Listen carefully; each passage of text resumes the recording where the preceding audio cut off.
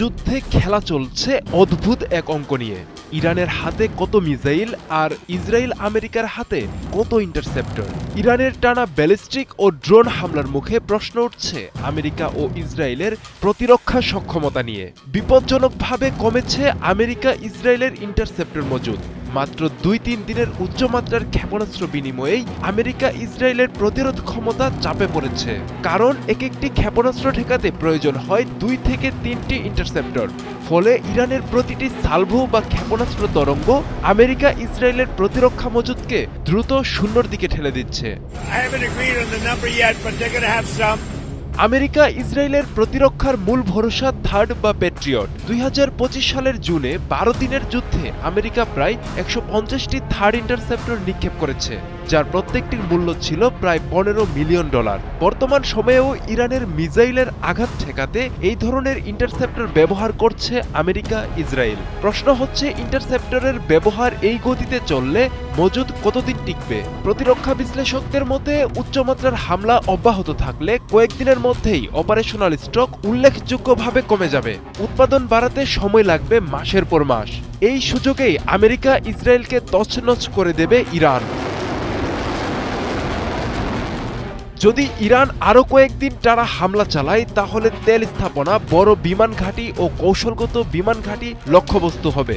সব লক্ষ্য রক্ষা করা সম্ভব হবে না আমেরিকা ইসরায়েলের। ঝুঁকি বাড়বে নগর এলাকায়। প্রতিদিনের প্রতিরক্ষা ব্যয় পৌঁছাবে শত শত মিলিয়ন ডলারে।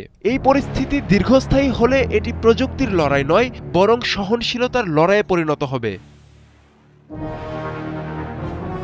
বিভিন্ন পশ্চিমা সামরিক মূল্যায়নে বলা হচ্ছে, ইরানের কাছে হাজার হাজার ব্যালিস্টিক ও ক্রুজ ক্ষেপণাস্ত্র সহ বিপুল পরিমাণ উন্নত প্রযুক্তির ড্রোন মজুদ রয়েছে।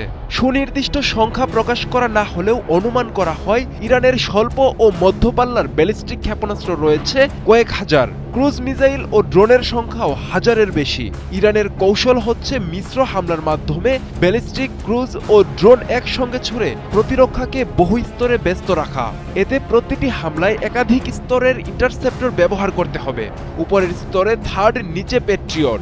ইরান যত বেশি মিশ্র সালভো ছুড়ে আমেরিকা ইসরায়েলের প্রতিরক্ষা মজুদ তত দ্রুত ক্ষয় হয়। যদি মার্কিন ইসরায়েলি প্রতিরক্ষা কয়েকদিনের বেশি উচ্চমাত্রার চাপ সামলাতে না পারে, তবে তা উপসাগরীয় অঞ্চলে মার্কিন নিরাপত্তা ছাতার উল্লেখযোগ্যতায় আঘাত হানবে। তেলবাজারে অস্থিরতা, বিমা ব্যয় বৃদ্ধি, জাহাজ চলাচলে ঝুঁকি, সব মিলিয়ে অর্থনৈতিক অভিঘাত হবে বৈশ্বিক। এই সংঘাতে সবচেয়ে বড় প্রশ্ন, কে আগে ক্লান্ত হবে? ইরান যদি টানা আরও কয়েকদিন একই মাত্রায় হামলা চালাতে পারে, তাহলে আমেরিকা ও ইসরায়েলকে হয় প্রতিরক্ষা রেশনিং করতে হবে, নয়তো দ্রুত নতুন সরবরাহ নিশ্চিত করতে হবে, যা তাৎক্ষণিকভাবে সম্ভব নয়।